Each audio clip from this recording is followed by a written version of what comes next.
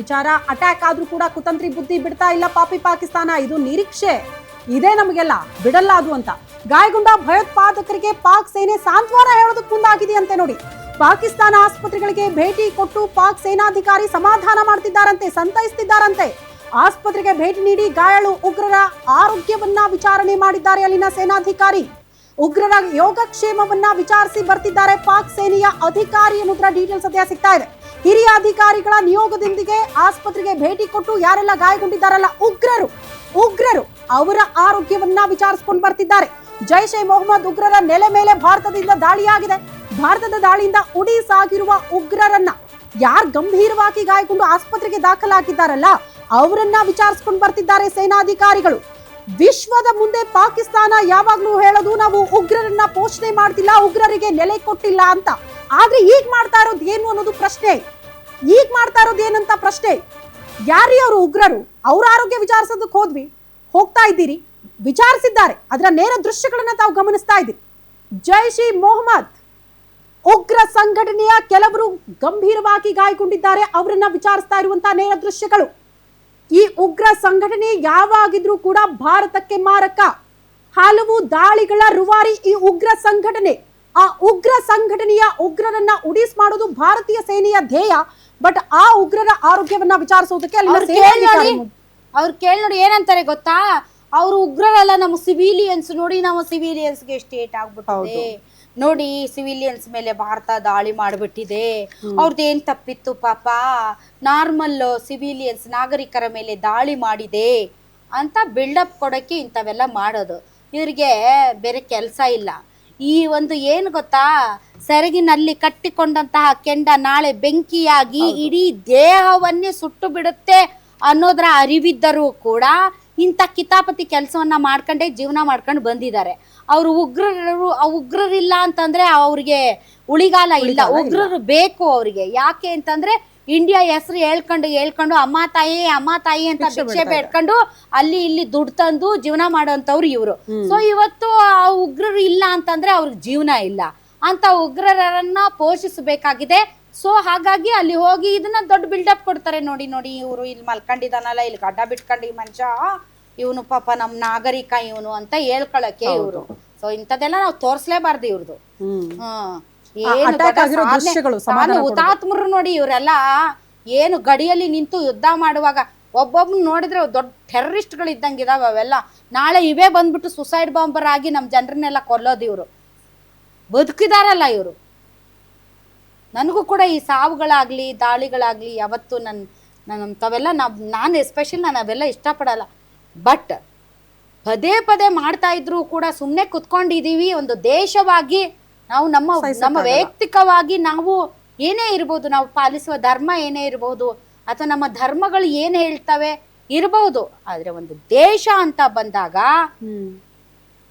ಆ ದೇಶದ ಭದ್ರತೆ, ಆ ಭದ್ರತೆಗೆ ಬೇಕಾದಂತಹ ನಡೆಗಳು ಅದನ್ನ ನಾವು ಸಮರ್ಥಿಸ್ಕೊಳ್ಳೇಬೇಕು.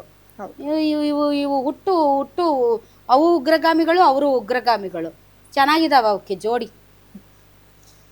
ಈಗ ನೋಡ್ತಾ ಇರುವಂತಹ ದೃಶ್ಯ, ಉಗ್ರರು ಗಾಯಗೊಂಡಿದ್ದಾರೆ, ಅವರ ಆರೋಗ್ಯವನ್ನ ವಿಚಾರಿಸ್ತಾ ಇರೋದು. ಇಂಥ ಪಾಪಿ ಪಾಕಿಸ್ತಾನದ ಬುದ್ಧಿ ಯಾವತ್ತೂ ಇದ್ರೂ ಕೂಡ ಬದಲಾಗಲ್ಲ, ಅದು ಮುಂದುವರಿತಾನೆ ಇದೆ. ಏನೇ ಆಗ್ಲಿ ಆದಷ್ಟು ಬೇಗ ಪರಿಸ್ಥಿತಿ ಸುಧಾರಿಸಲಿ ಅಂತ ಆಪರೇಷನ್ ಸಿಂಧೂರದ ಬಗ್ಗೆ ಆಪ್ತ ರಾಷ್ಟ್ರಗಳಿಗೆ ಭಾರತ ಮಾಹಿತಿ ಕೊಡ್ತಾ ಇದೆ. ಕೊಡ್ಲೇಬೇಕು. ಯುದ್ಧ ಆದಂತಹ ಸಂದರ್ಭದಲ್ಲಿ America, Britain, Saudi Arabia, UAE ರಾಷ್ಟ್ರಗಳಿಗೆ ಮಾಹಿತಿ ರವಾನೆಯಾಗಿದೆಯಂತೆ. ಪಾಕ್ ವಿರುದ್ಧ ರಾಜತಾಂತ್ರಿಕ ಮಟ್ಟದಲ್ಲೂ ಕೂಡ ಹೋರಾಟ ಆಗುತ್ತೆ ಅನ್ನುವಂತಹ ವಿಚಾರ ಖುದ್ದು ಫೋನ್ ಮಾಡಿ ಮಾಹಿತಿ ನೀಡಿದ್ದಾರೆ Ajit Doval, national security adviser. ಬಹಳ ಪ್ರಮುಖ. ಇವರನ್ನ ಎಷ್ಟು ಬಾರಿ ಕೊಂಡಾಡಿದ್ರು ಕೂಡ ಕಡಿಮೆ ಅಂತ ಅನ್ಸುತ್ತೆ. 11 ವರ್ಷಗಳಿಂದ ಸತತವಾಗಿ ಭಾರತದ ಭದ್ರತೆ ವಿಚಾರಕ್ಕೆ ಸಂಬಂಧಪಟ್ಟಂತೆ ರೂವಾರಿಯಾಗಿ ಕೆಲಸ ಮಾಡ್ತಿದ್ದಾರೆ ಅಜಿತ್ ದೋವಲ್. ಅವ್ರ ಮೇಲೆ ಏನು ಟೀಕೆ ಟಿಪ್ಪಣಿಗಳು ಆಗಿಲ್ಲ ಅಂತ ಅಲ್ಲ.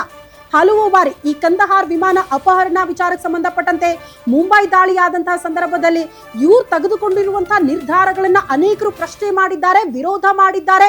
ಉಗ್ರರನ್ನ ಬಿಟ್ಟು ಕಳಿಸಿದ್ರು ಅನ್ನುವಂತಹ ಆರೋಪವನ್ನ ಹೊತ್ತು ಕೂಡ ಹಲವು ಬಾರಿ ಭಾರತದ ಬಾವುಟ ಮತ್ತಷ್ಟು ಎತ್ತರಕ್ಕೆ ಹೋಗುವಲ್ಲೂ ಕೂಡ ಅಜಿತ್ ದೋವಲ್ ಅವರು ಸಹಕಾರಿಯಾಗಿದ್ದಾರೆ ಎನ್ನುವುದು ನಾವು ಭಾರತೀಯರಾಗಿ ಹೆಮ್ಮೆ ಪಡಲೇಬೇಕಾದಂತಹ ವಿಚಾರ. ಭಾರತೀಯ ಸೇನೆಗೆ ಎಲ್ಲಾ ರೀತಿಯ ನೆರವನ್ನ ನೀಡುವುದಾಗಿ ಇಸ್ರೇಲ್ ಕೂಡ ಘೋಷಣೆ ಮಾಡಿದೆಯಂತೆ. ಉಗ್ರರ ನೆಲೆಗಳ ಮೇಲೆ ದಾಳಿ ಮಾಡಿದೆ ಭಾರತ. ಸದ್ಯ ಹಲವು ರಾಷ್ಟ್ರಗಳು ಭಾರತದ ಜೊತೆಗೆ ಉಗ್ರರ ವಿರುದ್ಧ ಆತ್ಮ ರಕ್ಷಣೆಗಾಗಿ ಭಾರತ ದಾಳಿ ಮಾಡಿದೆ ಅಂತ ಇಸ್ರೇಲ್ ಕೂಡ ಹೇಳ್ತಾ ಇದೆ. ಅಮಾಯಕರ ಮೇಲೆ ದೌರ್ಜನ್ಯ ಎಸಗಿದವರ ಮೇಲೆ ದಾಳಿ ಮಾಡಿದ್ದು ಸರಿಯಾಗಿದೆ, ನಾವು ನಿಮ್ ಜೊತೆಗಿದ್ದೀವಿ ಅಂತ ಇಸ್ರೇಲ್ ಹೇಳ್ತಾ ಇದೆ. ಉಗ್ರವಾದಕ್ಕೆ ಇಡೀ ವಿಶ್ವದಲ್ಲಿ ಎಲ್ಲಿಯೂ ಕೂಡ ನೆಲೆ ಇರಬಾರದು, ಆ ನೆಲೆಗಳನ್ನ ಧ್ವಂಸ ಮಾಡುವಲ್ಲಿ ಭಾರತ ಕೈಗೊಂಡಿರುವಂತಹ ನಿರ್ಧಾರ ನಾವು ಸ್ವಾಗತ ಮಾಡ್ತೀವಿ ಅಂತ ಇಸ್ರೇಲ್ ಕೂಡ ಹೇಳ್ತಾ ಇದೆ. ಅವ್ರಿಗೆ ಬೇರೆ ಚಾಯ್ಸ್ ಇಲ್ಲ. ಯಾಕೆ ಅಂದ್ರೆ ನಾವು ಮಾಡ್ತಾ ಇರೋದು ಟೆರರಿಸಂ ವಿರುದ್ಧದ ಫೈಟ್. ನಾವು ಪಾಕಿಸ್ತಾನದ ವಿರುದ್ಧ ಆಗ್ಲಿ, ಪಾಕಿಸ್ತಾನದ ಪ್ರಜೆಗಳ ವಿರುದ್ಧ ನಮ್ಮ ಹೋರಾಟ ಅಲ್ಲ.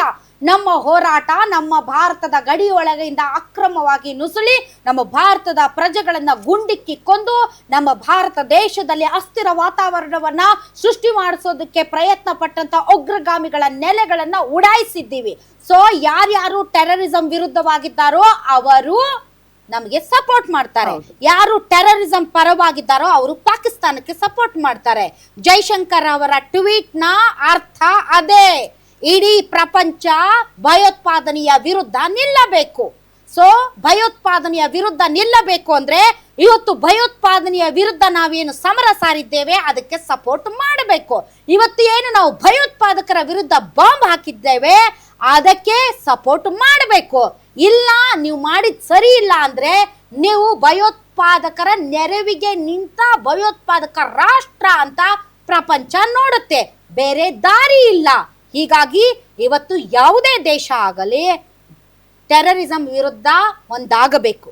ಅಮೆರಿಕ ಯಾವ ರೀತಿ ಬಳಲಿದೆ ಅನ್ನೋದು ನಾವು ನೋಡಿದೀವಿ. ಹೌದು, ಯಾವ ರೀತಿ ಅವ್ರು ಹೋಗಿ ಅಲ್ಲಿ ಅವನು ಒಸಾಮಾ ಬಿನ್ ಲ್ಯಾಡನ್ನ ಪಾಕಿಸ್ತಾನದಲ್ಲಿ ಹೊಡೆದುರುಳಿಸಿದ್ರು ಕೂಡ ಪಾಕಿಸ್ತಾನ ಒಸಾಮಾ ಬಿನ್ ಲ್ಯಾಡನ್ ಅಂತ ಕೋತಿನ ಇಟ್ಕೊಂಡು ಅವನಿಗೆ ಬೇಕಾದಂತ ಎಲ್ಲ ಐಷಾರಾಮಿ ಜೀವನ ಕೊಟ್ಟು ಬಿಲ್ಡಿಂಗ್ ಅಲ್ಲಿ ಇಟ್ಕೊಂಡಿತ್ತು.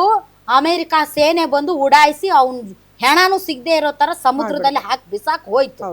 ಅದಾದ ಮೇಲೂ ಕೂಡ ನಾನು ಪಾಕಿಸ್ತಾನಕ್ಕೆ ಸಪೋರ್ಟ್ ಮಾಡ್ತೀನಿ ಅಂತಂದರೆ ನಿಜಕ್ಕೂ ಇವ್ರಿಗೆ ಟೆರರಿಸಂ ವಿರುದ್ಧ ಒಂದು ಸ್ಥಿರವಾದಂತಹ ನಿಲುವು ಇದೆಯಾ ಇಲ್ವಾ ಅಂತ ಹೇಳ್ಬೇಕಾಗುತ್ತೆ. ಟ್ರಂಪ್ ಏನೋ ರಿಯಾಕ್ಟ್ ಮಾಡಿದಾರಂತೆ, hope it ends very quickly ಅಂತ. They have been fighting for a long time, they have been fighting for many decades and centuries. Actually if you think about it, I hope it ends very quickly. ಇದು ಎರಡು ದೇಶದ ನಡುವಿನ fight ಅಲ್ಲ, ಇದು ಭಯೋತ್ಪಾದನೆಯ ವಿರುದ್ಧದ ಹೋರಾಟ. ಬಹಳ ಸ್ಪಷ್ಟ. ಇದು ಪಾಕಿಸ್ತಾನದ ವಿರುದ್ಧದ ಹೋರಾಟ ಅಲ್ಲ, ಪಾಕಿಸ್ತಾನದ ಅಮಾಯಕ ನಾಗರಿಕರ ಮೇಲಿನ ಹೋರಾಟ ಅಲ್ಲ, ಇದು ಭಯೋತ್ಪಾದನೆಯ ವಿರುದ್ಧದ ಹೋರಾಟ. ಈ ಭಯೋತ್ಪಾದನೆಯ ವಿರುದ್ಧದ ಹೋರಾಟವನ್ನ ಇಟ್ಸ್ ಅ ಫೈಟ್ ಬಿಟ್ವೀನ್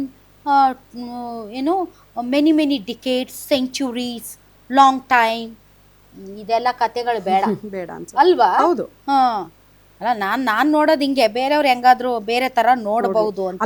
ಬಹಳ ಸ್ಪಷ್ಟವಾಗಿ ಭಾರತೀಯ ಸೇನೆ ಸ್ಪಷ್ಟಪಡಿಸ್ಬಿಟ್ಟಿದೆ, ಯಾವ ದೇಶದ ವಿರುದ್ಧ ನಾವು ಹೋರಾಟ ಅಲ್ಲ, ಯುದ್ಧ ಸಾರ್ತಾ ಇಲ್ಲ, ಬದಲಾಗಿ ಉಗ್ರರ ಮಾತ್ರ ನಮ್ಮ ಟಾರ್ಗೆಟ್. ಹಾಗಾಗಿ ಉಗ್ರರನ್ನ ಮಟ್ಟ ಹಾಕುವುದೇ ನಮ್ಮ ಧ್ಯೇಯ ಅಂತ. ಹಾಗಾಗಿ ಅದನ್ನ ಬಹುತೇಕ ರಾಷ್ಟ್ರಗಳು ಕೂಡ ಸಪೋರ್ಟ್ ಮಾಡ್ತಾ ಇದ್ದಾರೆ. ಆಮೇಲೆ ಯಾರೋ US ಸೆಕ್ರೆಟರಿ ಆಫ್ ಸ್ಟೇಟ್ ಅಂತೆ, ರುಬಿಯೋ